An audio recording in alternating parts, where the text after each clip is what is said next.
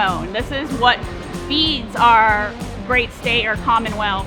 The opportunities here for growth in all of our industries is just amazing. Every time you turn around, it's add more factories, more places to eat, more businesses. So it's just growing.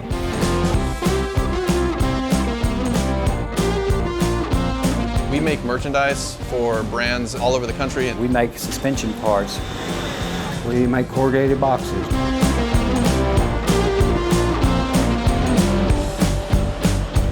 There are three things that you got to look at: location, location, and location.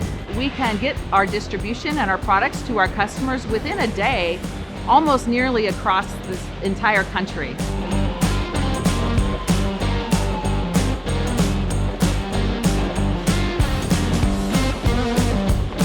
For a manufacturing company, in order to get the return on investment quickly, you got to have a good labor force to build the good products and sell it at the right price.